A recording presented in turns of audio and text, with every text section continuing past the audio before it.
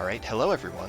I am the last. Joining me is Erothaur, and we are here today to explain how you might go about doing your first Mega Man Battle Network 6 two-scenario race.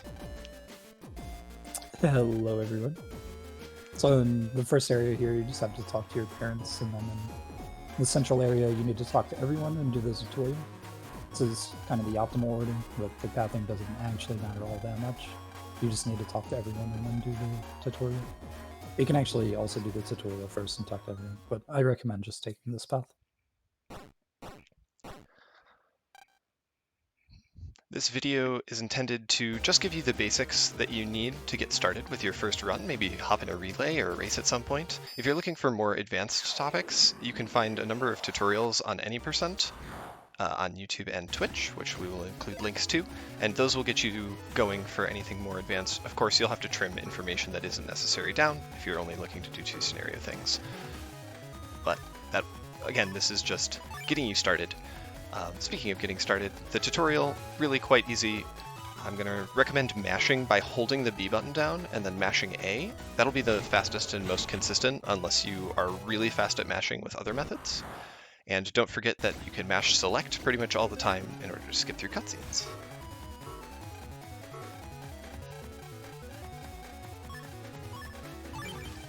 So this tutorial 2 in particular, it's going to end up being slightly faster to use charge shots to kill the last meta, but it really only costs like maybe a second and a half to open the custom gauge and use the Vulcan in slot 1. So if you miss a charge shot, just open the custom gauge and be fine.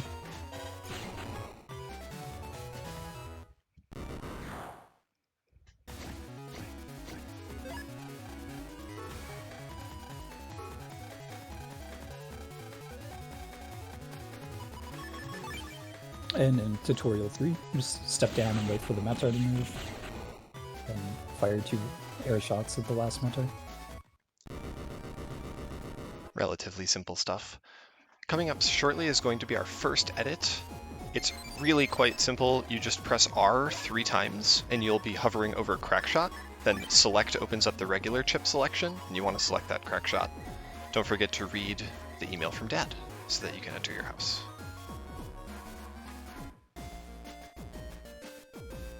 Crackshot's really powerful, so it is worth us giving up those 3 to 5 seconds to reg it in order to guarantee it for our future fights.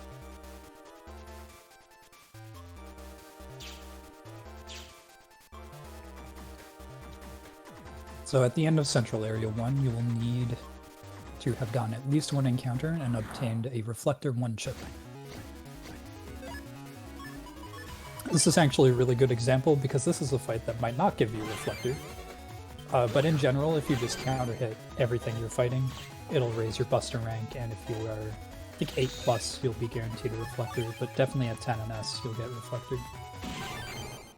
It's definitely possible that you can machine gun here, or if your busting rank was too low, you might get Zenny. If you didn't end up getting a Reflector, you'll just have to run around in circles until you get another encounter until you have one. If you are going to practice something in order to help you get better at this race, one thing I would encourage is actually getting those counter hits. Being able to regularly counter hit Metars and Canadums with various techniques will help get you that Buster rank higher, because also you can either get Reflector 1 A's or C's, and A's require a higher busting rank to get, which necessitates more counter hits, and the A code is way better. Similarly for the Mach Gun that I just got, A code is significantly better and a higher Buster rank will help you get there more frequently. So practicing counter hitting Metars and Canadums is a really good way to improve your early game here. Definitely. And I think we do probably recommend you fight the second encounter, the one in Central 2. Yep. So it's possible to Just get getting anywhere another from... Reflector or Mach Gun in A code would be very useful. You can get anywhere from 0 to 2 encounters in Central 2 while you're moving through the 3 different Navis you have to talk to, or 2 Navis and a Mr. Prog. And I would recommend taking any of them that you can defeat easily. You have a 75% chance to run away, so if the encounter looks like it's going to be annoying to finish because you didn't draw very well, you could run away, and if you get lucky and get the run, then you'll save some time, but the chips will be very helpful in the boss fights coming up. So this is kind of the optimal order to talk to everyone in the classroom. And don't forget to pick up the reg up. We'll be using that.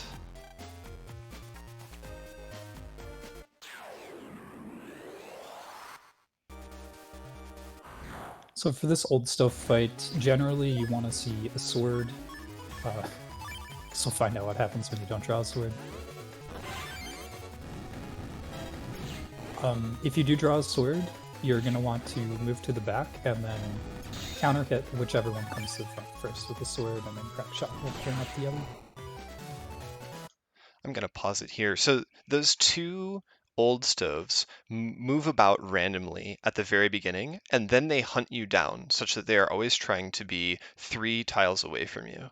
And that way they can hit you with their attack. So you can use that to manipulate them into a position where you can get the counter hit, which is just when they start wiggling, that's when you want to hit them with the chip. So ideally you hit them while they're wiggling for the counter hit with your crack shot, or potentially with a sword if that's what you drew, and then throw all the chips you've drawn at the other one in order to clean the fight up quickly. Unfortunately, sometimes that doesn't happen and you end up with a 2-turn. Even if you do draw something along the lines of, say, crack shot and cannon, you can clean the fight up with crack shot counter hit, cannon the other one, and then 2 charge busters finish off the first guy. After the fight, we need to pick up this 700 Zenny for sneak runs later. It's possible to get an encounter on the way, and the same principle applies. If you can beat the fight quickly, it might be worth trying to get a better chip. Otherwise, you have a 75% run rate, which you can put to good use.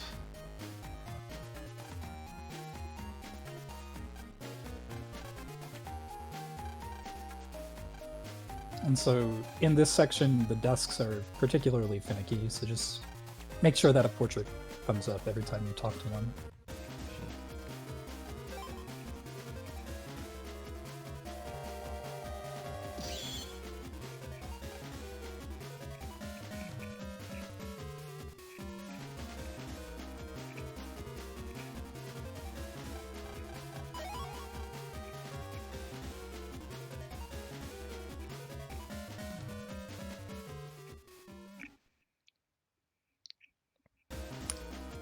So there's actually only one cutscene there, which is interesting.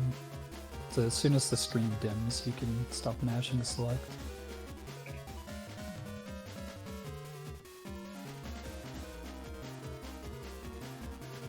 The mechanic of the first dungeon, the Robocomps, is that at certain places, embers will start moving across your screen, and that'll cause fire to pop out and hit you. That fire damage can't kill you, and while the embers are flying across the screen, you can't get an encounter. So we're actually going to take advantage of that in a couple of places to reduce the chance that we get extra encounters. You'll see me make one detour in a little bit for that purpose.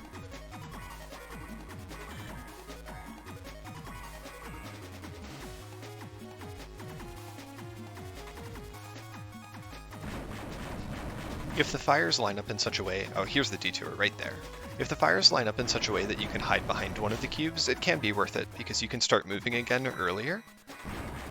But that's an RNG, so it doesn't always happen. Yeah, I think if you're near the cube when it's about to hit you with the fire, then it at worst breaks even to hide. So if you're worried about your HP, you could try hiding a little more.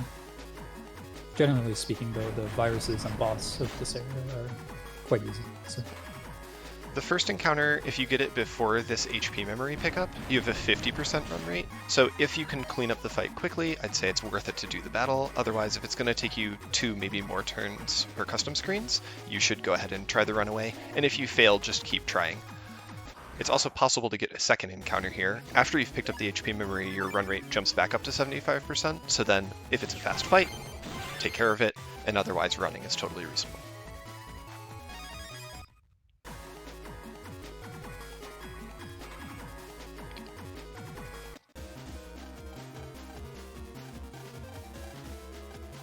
You need to talk with Mick 3 separate times before you can talk to this monitor.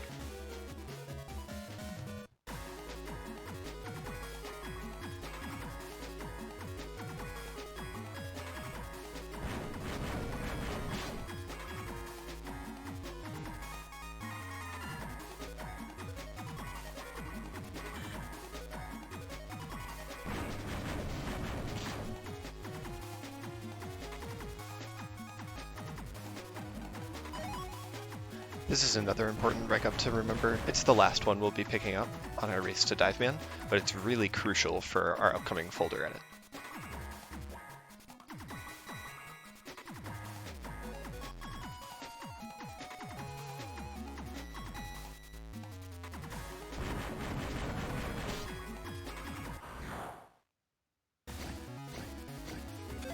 Destroying this firewall by talking to the prod here. It's not super tight, but if you get hit by it, it's not really a big deal. Don't worry about it. It costs like a second, and the HP isn't relevant.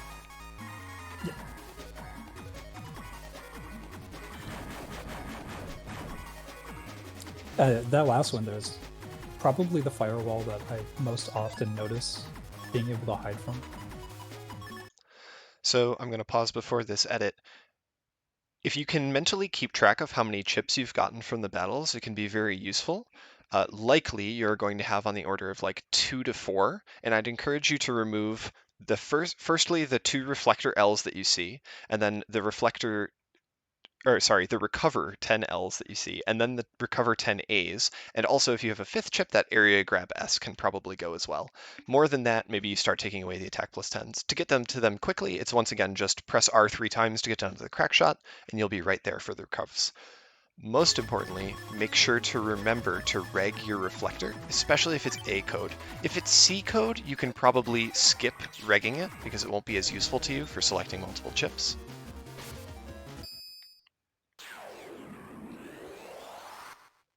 And then we jack out, because it's actually faster to jack out than to walk back to Blastman. Plus, you probably skip an encounter.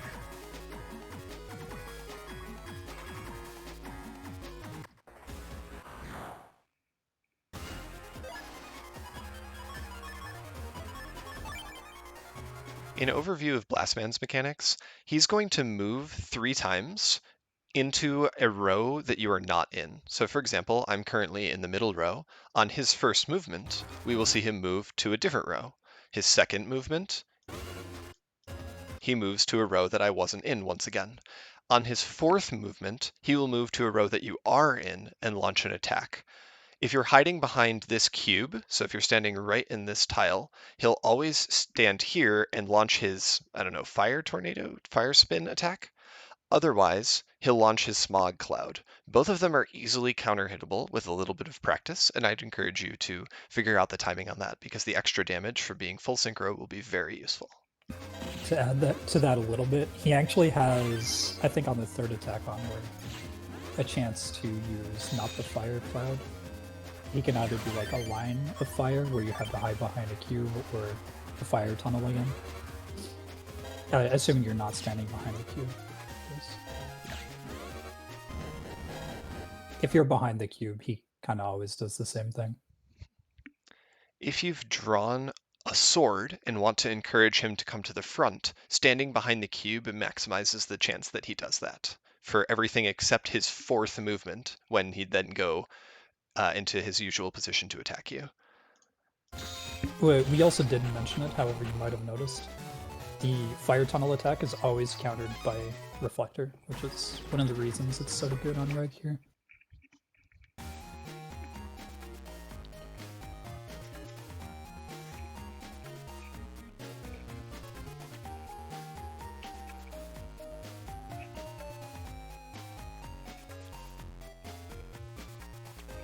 For those of you more familiar with the any % run, you might have noticed that I actually did put my fire hit 1Ds in, and that's because since we're only going up to TeamBN, it's more useful to have power than the late game consistency we would want. And since we're only going to TeamBN, those decode chips will actually be quite useful. Yeah, on the other hand, if I only have 2 chips, I will actually put the fire hit D in any % as well. It's possible to get an encounter on the way to picking up these sub-chips. If you get one, just run away from it. You have an 100% chance.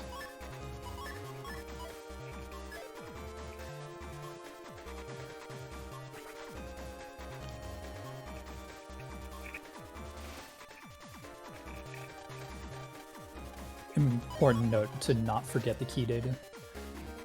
You'll actually notice that I move slightly up from the wall, so I'm not running left into the wall there, I'm running sort of parallel to it, so that I will run into the key data. It's actually an invisible mystery data that you will crash into, and that way I never forget.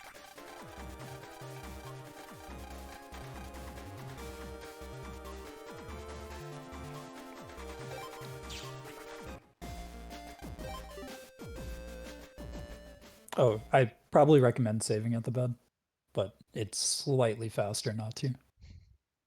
Yeah, it's really not a big time loss, just habit on my part to not.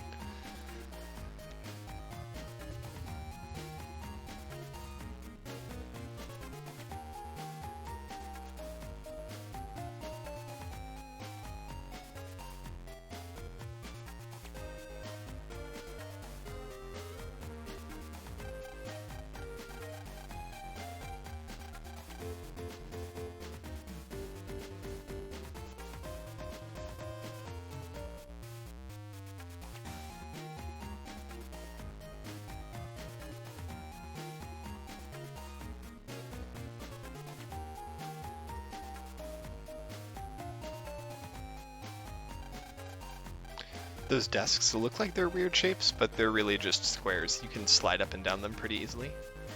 So all this movement is fairly easy. And you can always take the long way around. It actually is equivalent in terms of time. This upcoming icebox fight is another reason why if you have the Reflect 1A, it's really useful to reg, because you can guarantee yourself full synchro and a lot of damage based on where the fishy moves, or the piranha moves. So it tends to be a longer fight because often you don't have enough damage to deal with all of the viruses in one blow. The piranha will either move up or down, and if you go and position yourself directly in front of it, you can always get the reflector off with the counter hit, which sets up for future attacks.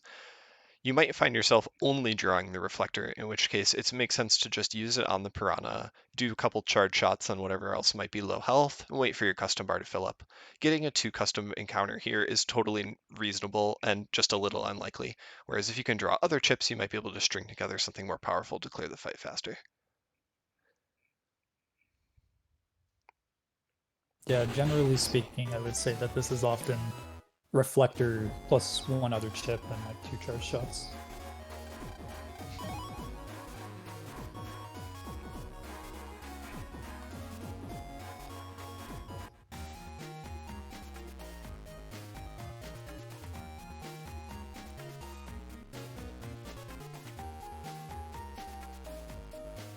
If you don't have a reflector for that fight, I'd look to counter hit the piranha with a crack shot, which should still be on reg at that point, and then just unload high damage chips that I draw into the other viruses. Try to avoid stepping to the back also, because the bubbles will change direction to try and hit you there.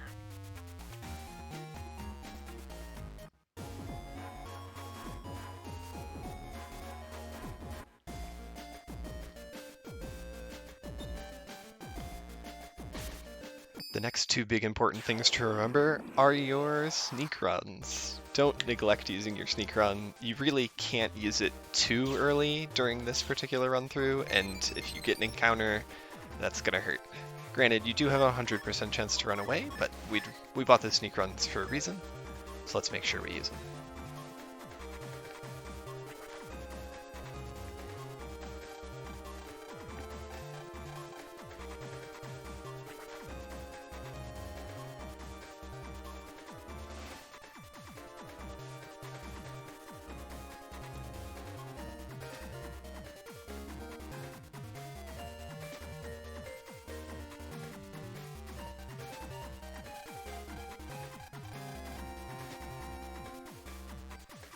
Since we run all the way back here, this is actually one of the most important segments. I actually have a sneak run for you.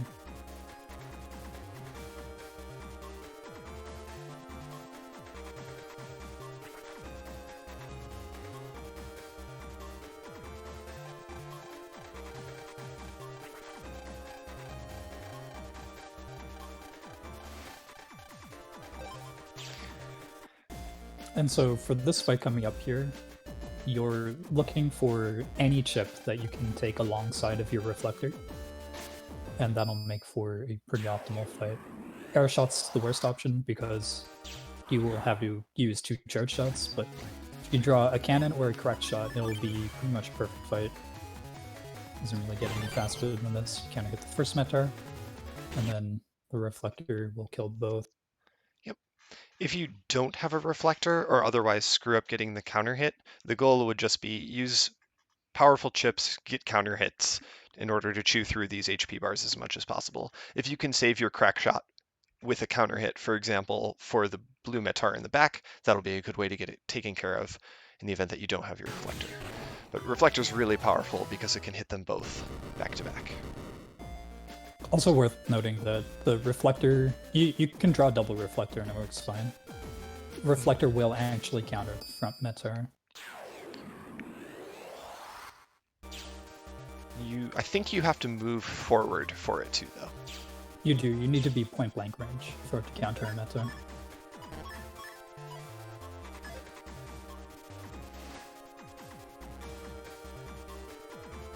Here we sync run again, so definitely remember to do that. We're going to be going into the Seaside area where it doesn't actually work, but it won't wear it off, so we mostly just get to skip encounters in Central, which is why we bought the sync runs. Seaside brings us to our lowest run rate yet. We're down to a 25% chance, which means on average running away from encounters is fairly slow. If you can delete the viruses early on into a second custom screen, it's worth it to try and do the fight, and otherwise run away and just keep running even if you fail. So this first encounter, I drew a bunch of chips, so I figured I'd be able to take care of it pretty quickly.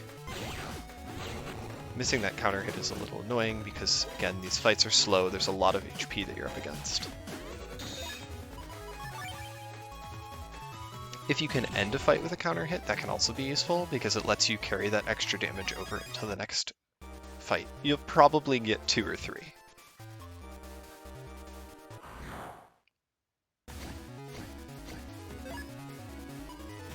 Also, while you're in this comp, it's useful to keep track of what chips you've gotten. If you get some exciting chips, it might be worth editing them into your folder, even though we'll actually be only doing one more fight, which is Diveman. Exciting chips to be on the lookout for would be any Train Arrow or Longsword S. There's also the potential to get a in-battle mystery datum, which will drop Mega Energy Bomb M, which does quite a lot of damage to Diveman. It can also hit him while he's underwater. We'll talk about that a little more later. You saw me run away from that fight just because it was 250 enemy HP, and I didn't have the chip draw to handle it.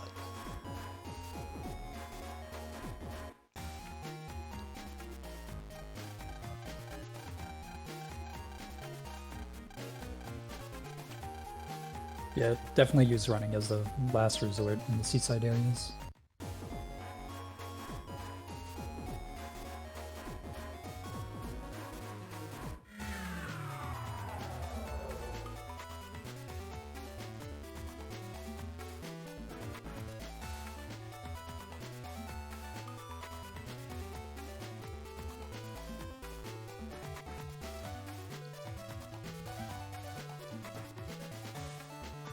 There's a lot of running and talking sections throughout this scenario and a bit in the Blastman scenario beforehand. I do the absolute minimum talking, so in terms of like what Navis you need to talk to, what people, you can use this video as a guide.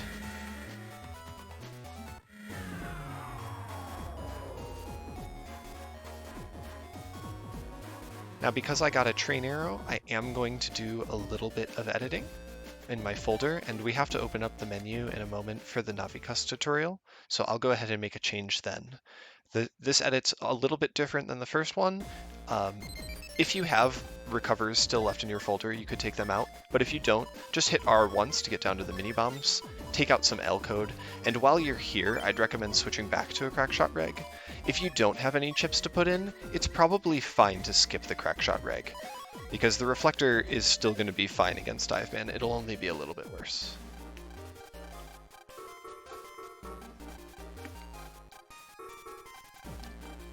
We don't do anything fancy with the Navi cust. It's just put the programs down as quickly as you can with the minimum number of movements. So these are the natural places that they go.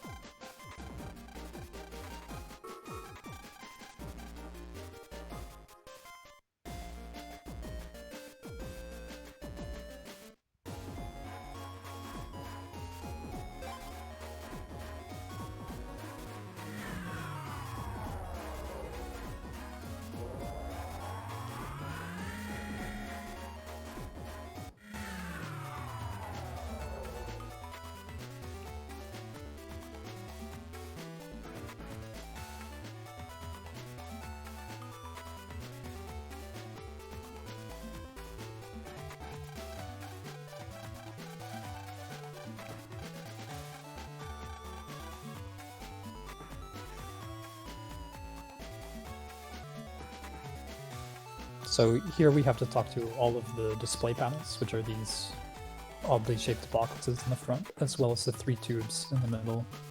Note that you don't have to talk to the jellyfish here. All of these objects are kind of finicky in terms of how you can talk to them, and it's easy to talk twice if you're mashing too fast. So yeah, I'd almost recommend mashing only B for these. There's, I think, a 3 or 4 frame window where you can double talk to these after the text box ends, even if you're holding away from them.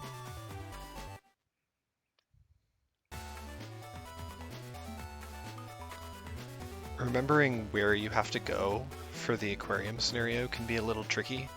Mostly, though, it's always just go towards where you watched the show and go all the way back as if you were leaving. And yeah, just there's a lot of repeat back that. and forth in this scenario.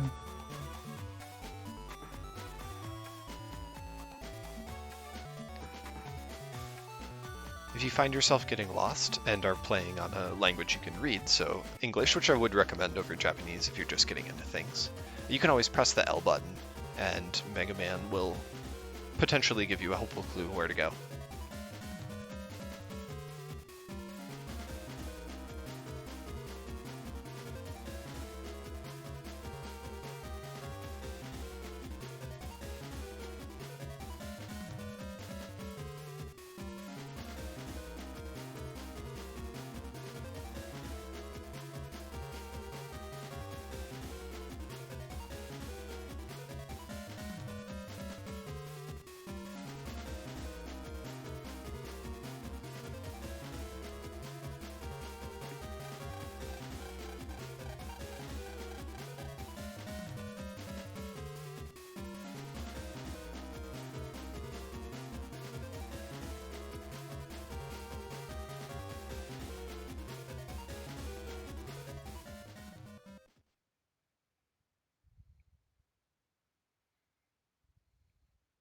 Once the panic music is on, you never leave the aquarium yourself again. The cutscene does it for you. It's another little helpful trick to remember. Speaking of things to remember, you have to talk to the copybot a second time.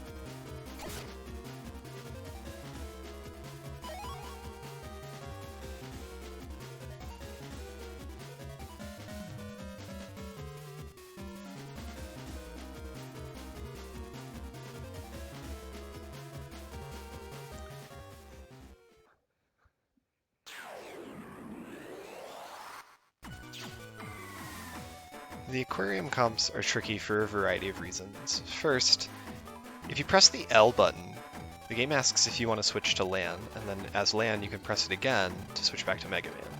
This clears your current encounter chance and reduces it to 0.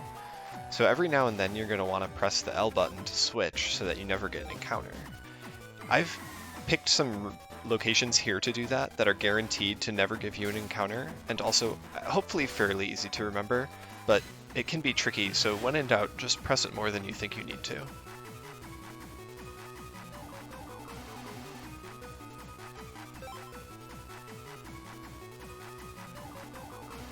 The other complicated bit is the sharks and how they move.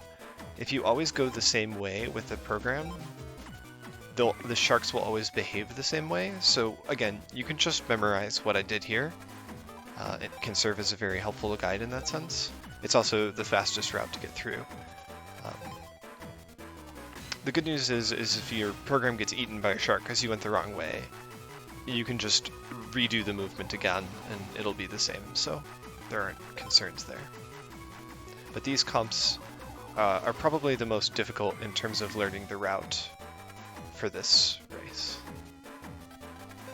Definitely, and that's just because of the sharks and the L button strats. You could use more L button strats if you're particularly worried, but I think Last has spread this out pretty generously.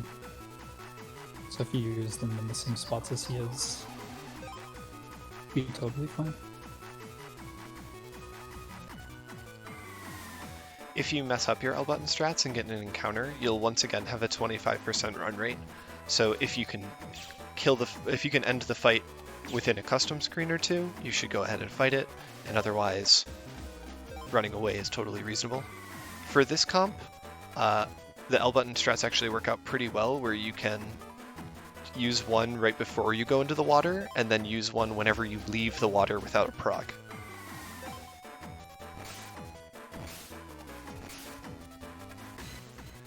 There's also two intentional slowdowns. Here's the first one, and that's to manipulate one of the sharks to not get in our way.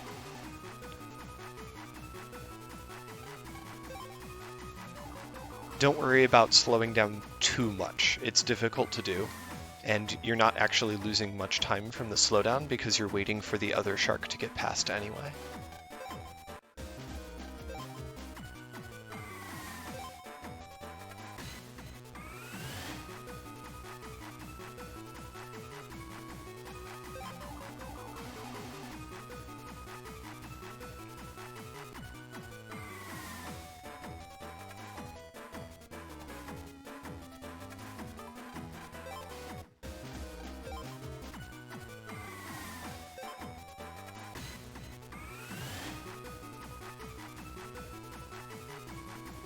There was our second intentional slowdown. So if you go full speed there, one of the gray sharks will actually turn around and come back down the path you run up.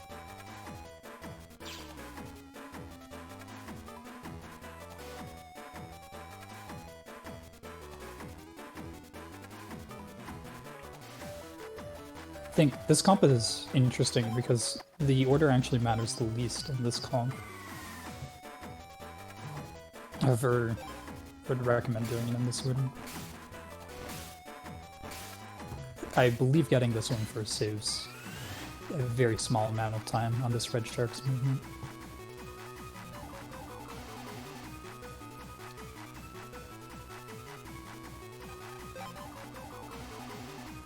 Unfortunately, there really isn't too much of a handy way to remember when to do your L buttons for this comp. You can do it such that it's always at the top of that descending ramp, except there are a couple times when you need to make a change to that, like here. Doing an extra... I would say just add more L buttons. Doing an extra L button swap takes about 3.5 to 4 seconds, and getting an encounter is going to take you 20 plus, so sprinkle them around liberally.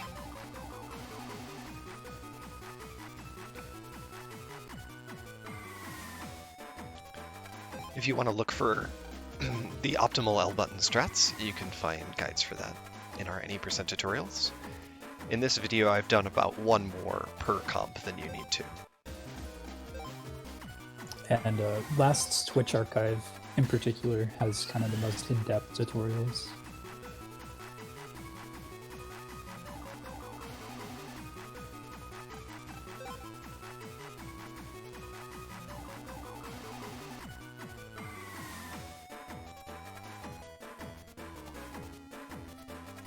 I would say the goal for this would be to try to beat Dive Man in under an hour. You'll see last timer is much higher, but he's also second place or third place now in this game. Third place now, yeah.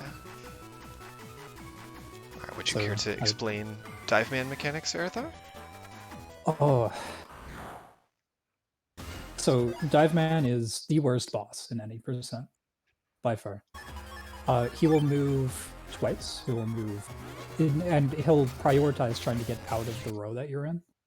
And you can kind of use this to bait him into moving in certain directions if you practice enough. The torpedoes will also spawn always. One of them will be in your row, and the other, I think, has a 50% chance to be in either the other rows. And then also, whenever Dive Man comes up, he only has a 33% chance to actually do an attack. It's very hard and inconsistent to counter hit him. However, his fourth attack will always be a tidal wave, which you can counter hit. However, it's sometimes a little finicky because of the torpedoes.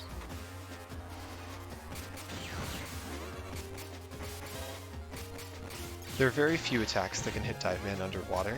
Mini Bomb, Mega Energy Bomb, and Firearm are likely the only ones you're going to see on this run. In general, anything that hits or affects the panel itself should hit him when he's underwater.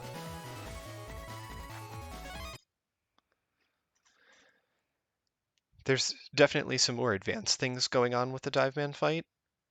If you're actually, one useful tip, if you have swords and want him to come to the front, staying in the middle row will encourage him to always move towards the front, potentially after a little while.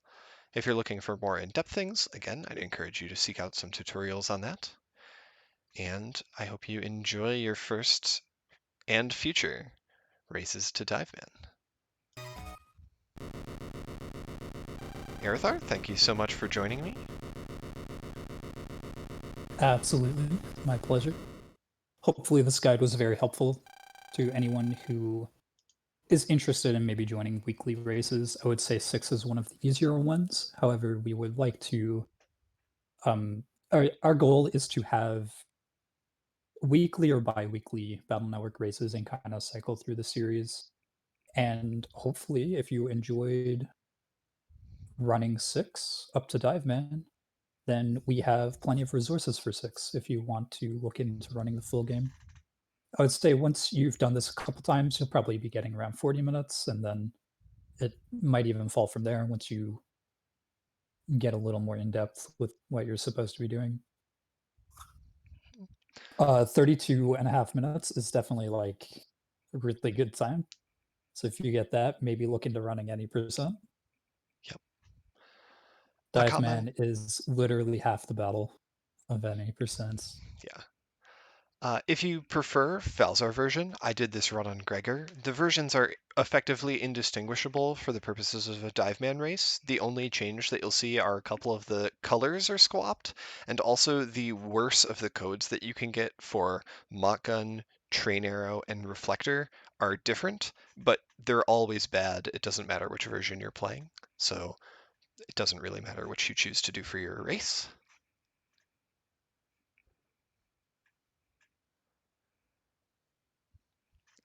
And Absolutely true. And I think that's all we have. So thank you very much for watching. Hope that you found this useful. And you can find us all in Team Battle Network things either here on YouTube or over on Twitch. Check out the links below for more. We do also have a Discord, which we'll include Oh, in the yeah, link. we'll drop that link. Thanks for watching.